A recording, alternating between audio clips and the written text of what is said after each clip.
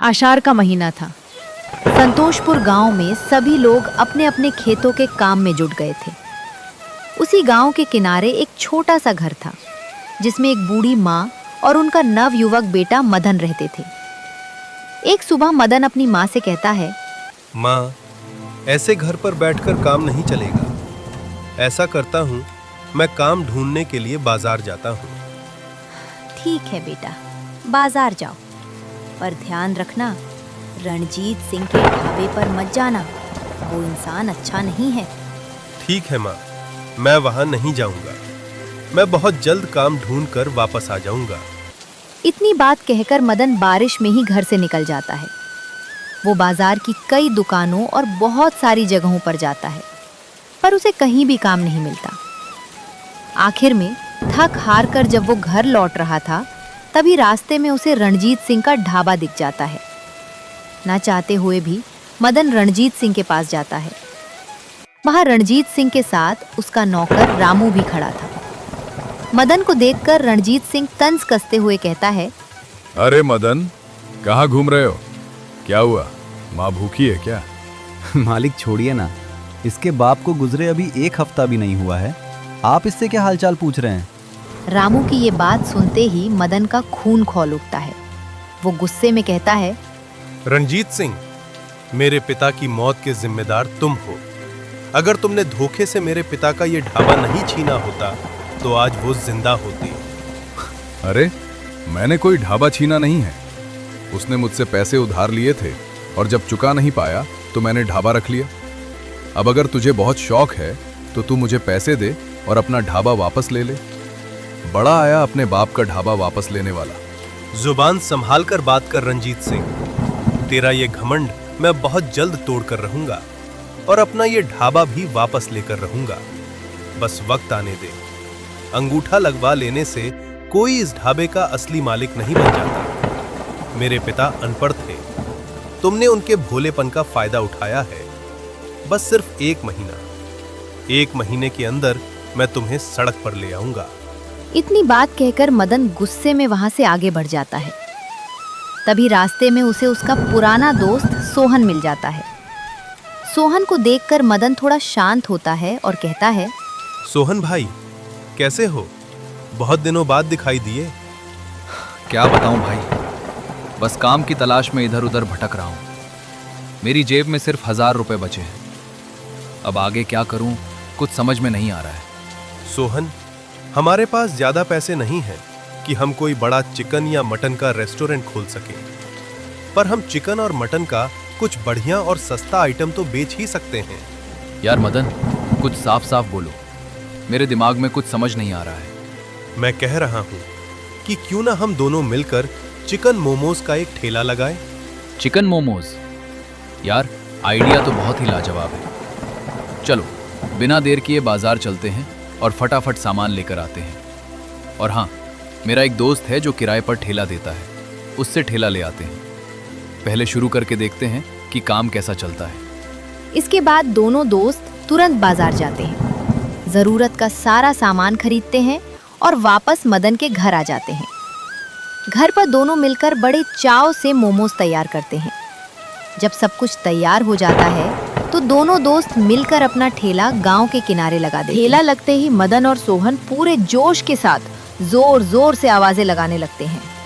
आओ काका, चाचा, दादा, सब आ जाओ। अरे बुआ, अरे काकी, आओ भाई आओ। देखो, गांव में आ गया है नया जायका। चिकन मोमोज का ठेला आ गया है। आ जाओ भाई, गर्मा गर्म खा लो। उनकी आवाजें सुनते सुनते ही सबसे पहले गांव की 2 औरतें उनके ठेले पर आती हैं और हैरान होकर पूछती हैं, भैया जी, ये क्या बना दिया है? ये कौन सा नया आइटम है? भाभी जी, पहले खाकर तो देखिए। ऐसा स्वाद आपको पहले कभी नहीं मिला होगा। बस एक बार खाकर देखिए, आप बाकी सब खाना भूल जाएंगी। अच्छा, ऐसी बात है तो चलो जरा एक प्लेट लगाओ तो। वैसे एक प्लेट कितने की है? बस 20 रुपए प्लेट है भाभी जी। अरे, इतना सस्ता? तब तो खाने में मजा आना चाहिए, नहीं तो समझ लेना हमारे पैसे डूब गए। पैसे बिल्कुल नहीं डूबेंगे भाभी जी। आप बस एक बार खाकर तो देखिए। अगर स्वाद पसंद आया तो आप खुद गांव की बूढ़ी जवान सभी औरतों को यहाँ लेकर आएंगी।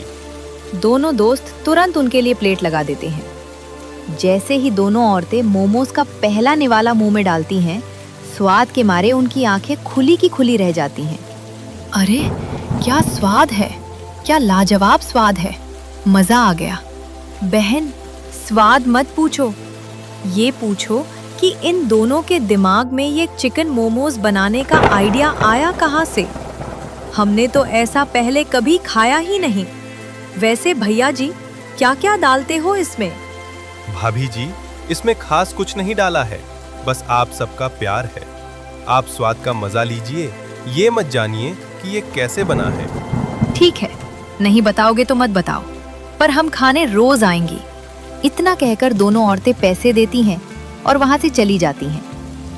उन औरतों के जाते ही देखते मदन के ठेले पर लोगों की भारी भीड़ लग जाती है। दूसरी तरफ रणजीत सिंह का ढाबा बिल्कुल सुनसान पड़ा था। वहां एक भी ग्राहक नहीं था।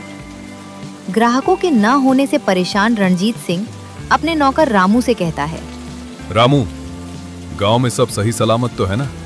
कोई टपक तो नहीं गया? मालिक, कौन टपक सकता है? अभी आपने ही तो सुना था कि मदन की अम्मा बीमार थी, कहीं वही तो नहीं चल बसी? अरे शुभ शुभ बोल। अभी तो मुझे उस लड़के की गर्मी शांत करनी है। जो वह 1 महीने में मुझे बर्बाद करने की धमकी देकर गया था ना, मुझे उसकी वो गर्मी देखनी है। लेकिन यार, कुछ समझ में नहीं आ रहा है। रामू, तू ऐसा कर, पहले गांव में जा और देख कर आ कि आखिर माजरा क्या है। समझ में आया कि नहीं? रंजीत सिंह की बात सुनकर रामू तुरंत ढाबे से निकल जाता है। चलते चलते वो थोड़ी ही देर में गांव के किनारे पहुंचता है और देखता है कि वहां एक ठेला लगा है जिस पर लोगों की भारी भीड़ उमड़ी हुई है। ये देखकर वो वहीं रुक जाता है और मन ही मन सोचने लगता है, अरे ये तो मदन और उसका दोस्त सोहन है। ये क्या माजरा है? दोनों मिलकर चिकन मोमोज का ठेला लगा रहे हैं। यार, खुशबू तो बहुत ही लाजवाब आ रही है। मन कर रहा है कि एक बार खाकर देख ही लूं। वैसे भी सिर्फ 20 रुपए प्लेट ही तो है। इतना सोचकर रामू तुरंत ठेले के पास जाता है और मदन से कहता है, अरे मदन भाई, क्या हाल चाल है? अरे रामू भाई, सब बढ़िया है, तुम बताओ, सब ठीक ठाक है ना? हाँ भाई, सब ठीक है। यार, तुम्हारे मोमोज की महक मेरे घर तक आ रही थी, तो मैंने सोचा कि क्यों ना चलकर खाया जाए। वैसे कितने रुपए प्लेट हैं? यार रामू, तुम्हें तो सब पता ही है। तुम भी दुकानदारी समझते हो और मैं भी। तुम तो इस काम के पुराने कारीगर हो, मैं तो अभी नया नया हूँ। वैसे आज तुम ढाबे पर नहीं गए क्या? आज तो रणजीत सिंह अकेले ही ढाबे पर बैठकर मक्खियां मार रहा होगा। नहीं नहीं, ऐसी बात नहीं है। भाई रामू, मेरे सामने उस रणजीत सिंह का नाम मत लिया करो। तुम्हें मोमोज खाने हैं तो खाओ। ये लो, पकड़ो प्लेट और खाकर बताओ कि कैसा बना है। रामू तुरंत प्लेट हाथ में लेता है और जैसे ही पहला मोमोज मुंह में डालता है, वो स्वाद के मारे खुशी से झूम उठता है। भाई यार, मोमोज तो मैंने बहुत खाए हैं, पर ये जो तुम्हारा चिकन मोमोज का आइडिया है ना, बहुत ही बेहतरीन है। वैसे मदन, इसमें क्या क्या डालते हो? कौन से मसाले इस्तेमाल करते हो? इसकी रेसिपी क्या है? देखो रामू भाई, तुम भी दुकान पर काम करते हो और हम भी व्यापार कर रहे हैं। क्या कोई अपनी दुकान की सीक्रेट रेसिपी किसी को बताता है? अरे भाई, मैं कोई रंजीत सिंह को बताने थोड़ी जा रहा हूँ। अगर बता देते तो अच्छा रहता, कभी घर पर बनाकर खा लेते। रामू, रेसिपी मैं तुम्हें उसी दिन बताऊंगा जिस दिन तुम उस रंजीत सिंह का ढाबा छोड़ दोगे। खैर, अब तुम मोमोज के पैसे निकालो और यहाँ से निकलो। तुम्हारी बातों से साफ पता चल रहा है कि तुम झूठ बोल रहे हो और रंजीत सिंह के कहने पर ही यहाँ आए हो। अरे नहीं नहीं भाई, ऐसा कुछ नहीं है। लो, ये पकड़ो अपने पैसे। मैं तो बस जा ही रहा हूँ, तुम लोग तो खामखा गुस्सा हो रहे हो। इतनी बात कहकर रामू तुरंत वहां से 9-2-11 हो जाता है और सीधे रंजीत सिंह के ढाबे पर पहुंचता है। हांफते और घबराते हुए वो रंजीत सिंह से कहता है, मालिक, बहुत अनर्थ हो गया, बहुत बुरा हो गया मालिक। क्या हुआ?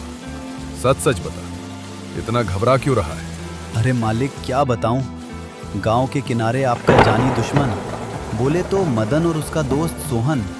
अरे बाप रे, बहुत अनर्थ हो गया मालिक। क्या हुआ? मदन टपक गया क्या? सच में? अरे ऐसा नहीं हो सकता। मुझे तो उसे अपनी आंखों से बर्बाद होते हुए देखना था। अरे मालिक, वो बर्बाद नहीं होगा, वो आपको बर्बाद कर देगा। गांव के किनारे उसने चिकन मोमोज का ठेला लगा लिया है। गांव की औरतें, बूढ़े, बच्चे सब उस नए आइटम को देखकर और 20 रुपए प्लेट का सस्ता दाम सुनकर उस पर टूटे पड़े हैं मालिक, टूटे पड़े हैं। क्या बक रहा है तू? टूटे पड़े हैं?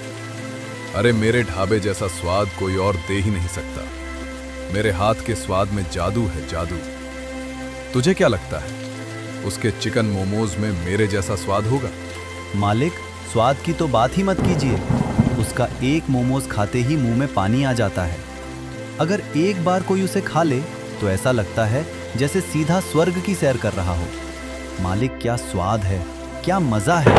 क्या बात है, तुझे ये सब कैसे पता? इसका मतलब तू वहां मोमोज खाने गया था? क्यों, मैंने सही बोला ना? अरे मालिक, आप ऐसा कैसे बोल सकते हैं? वो दरअसल खुशबू बहुत अच्छी थी। अब क्या झूठ बोलूं मालिक। हाँ, मैं खाने गया था, पर मैं तो वहाँ उसकी रेसिपी चुराने गया था। लेकिन वो मदन इतना चालाक निकला कि उसने कुछ बताया ही नहीं। अब थप्पड़ से काम नहीं बनेगा। देखना, अब मैं जो करूंगा उसका कोई मुकाबला नहीं होगा। बस शाम को मैं जहां चलूं, तू चुपचाप मेरे साथ चलना। उधर रंजीत सिंह और रामू साजिश रच रहे थे और इधर देखते ही देखते मदन और सोहन के ठेले का सारा सामान बिक जाता है।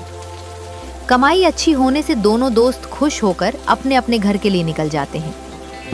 सोहन जैसे ही अपने घर के पास पहुंचता है, वो देखता है कि उसके घर के सामने रंजीत सिंह और उसके पिता हरिया आपस में कुछ बातें कर रहे हैं। ये देखकर सोहन तुरंत उनके पास जाता है और हैरान होकर पूछता है, आप यहाँ? रंजीत सिंह जी, क्या बात हो गई? आप यहाँ कैसे आए? देखो हरिया, देखो, यही है तुम्हारे लड़के के संस्कार। मदन के साथ सिर्फ एक दिन क्या रहा, इसने सीधे मेरा नाम लेना शुरू कर दिया। सोचो, तुम खुद मेरा इतना सम्मान करते हो, पर तुम्हारा लड़का सीधे मेरा नाम लेकर मुझे पुकार रहा है।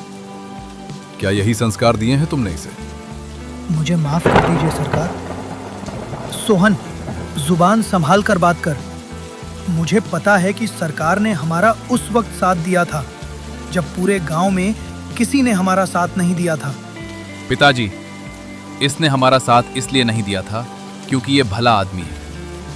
इसने हमसे इतना भारी ब्याज वसूला है कि आज तक हम कर्ज से उठ नहीं पाए। इसी कर्ज की चिंता में सोचते सोचते माँ हमें छोड़कर मर गई और आप आज भी इसका साथ दे रहे हैं। इसने तो मेरे दोस्त मदन के पिता के साथ भी यही धोखा किया।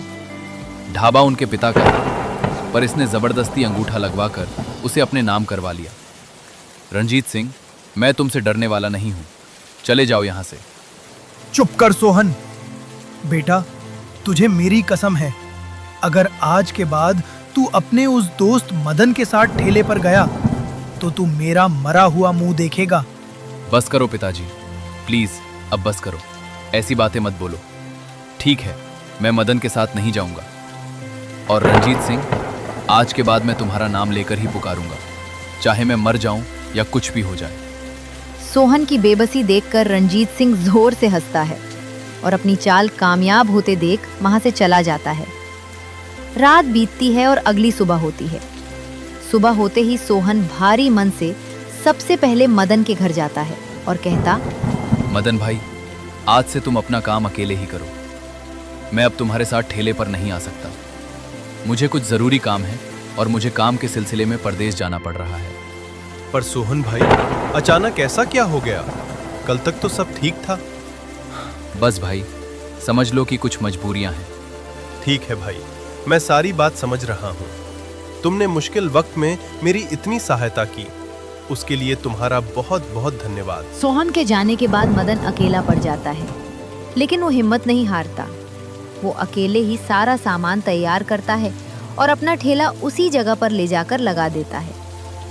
देखते ही देखते थोड़ी देर में वहां ग्राहकों की भीड़ फिर से जुटना शुरू हो जाती है और देखते देखते 1 महीना बीत जाता है। मदन अब अच्छा पैसा कमा लेता है। पैसा कमाने के बाद वो सीधे रंजीत सिंह के ढाबे पर जाता है, अपने बाप का सारा कर्ज चुकाता है और ढाबा वापस ले लेता है।